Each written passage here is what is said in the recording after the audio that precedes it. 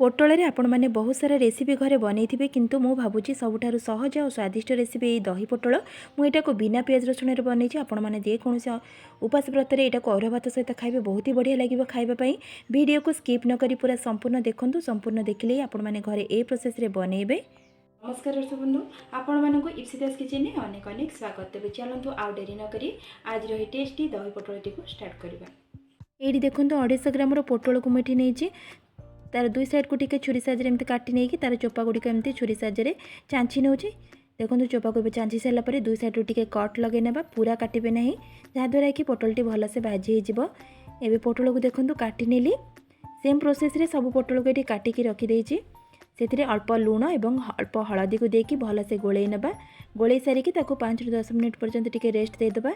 ये देखो भलसे गोले नेली किसी समय टे छाड़देबा। ता भीतर आउ कौन प्रिपरेशन करेंगे देखो ये 5टी काजू और 1 चम्मच पोस्त को नहीं अल्प पानी देकी 5 ରୁ 10 मिनट पर्यंत भिजेदेबा जहाँद्वारा कि भलसे ग्राइंडिंग हो। ये देखो गोटे मिक्सिंग बोल रही है, हाफ चम्मच हलदी गुंड, हाफ चम्मच लंका गुंड, 1 टेबल स्पून गोलमरिच गुंड, हाफ चम्मच जीरा गुंड, 1 चम्मच धनिया गुंड कोटी देकी अल्प पानी देकी भलसे मिसई नवा। ये देखो पानी देदेली भलसे मिसई नौची।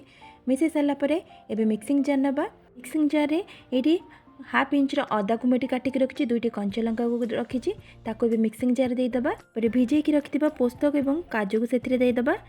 ये सब को देकी भलसे ग्राइंडिंग कर नहीं आसबा। देखो ये ग्राइंडिंग कर नहीं आसिले। देखो गैस रे कड़े बसई से तेल को दे दूची।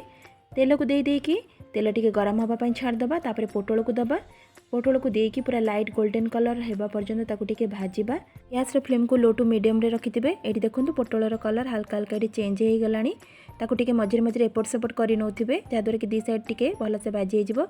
ये परफेक्ट भाव पोटलटी भाजी होगला। मुझे प्लेट को काढ़ी नौची। आपण मान पोटलर क्वांटिटी अनुसार आपण मैंने सब सामग्री ऐड करेंगे। ये देखो पोटल को काढ़ी नेली सेम कड़े आउ टिके तेल को ये दे। तेल को टिके गरम होगा छाड़देबा। 1 सुखिला लंका को दूची, हाफ चम्मच जीरा को ये दूची। ये सब को टिके फुटापी छाड़ दूची। ये देखो सब फुटीगला। जो मसला को सब गोलैकी रखते देदेबा। 1 मिनिट पर्यंत टिके कषि नवा। गैस रो फ्लेम को ये लो टू मीडियम रे रखिबे। देखो मसला रू तेल पूरा छाड़ी आसलानी। ये आम जो काजू आ पोस्त को बाटिक रखते ये देदेबा। ताकू देकी 2 मिनिट पर्यंत टिके मीडियम फ्लेम रे कषिबा। आपण मान पाखे जदि काजू और पोस्तक नथिबा आपण माने सेमती ही बनै परिबे। एठी देखो मसला रू तेल छाड़ीबा स्टार्ट हो गलानी। गैस रो फ्लेम को ऑफ करके दही को भल से मिसेइबा चामच साहाय्य बिल्कुल जेम से लम्स न रहिबो नाले दही छिंडी जिवो। एबे भल से ताको एबे मिसेई नौची। देखंतु एबे भल से मिसेई नेली ताको एबे कड़ाई रे देदबा। एठी देखंतु कड़ाई रे देदेली। गैस रो फ्लेम सेमती ऑफ अछि। तापरे अल्प पानी को सेथिरे दे दोची। पानी को दे सारापर भल से आग मिसेइबा। ये देखो गैस रो फ्लेम ऑफ थाई कि मुझे मिसौची। एबे गैस रो फ्लेम को मु ऑन कर नेली। तापरे स्वाद अनुଯାयी लुण और अल्प चीनी को दे दोची टेस्ट बालांस होगापाई। तापरे पोटल को ये देदेबा।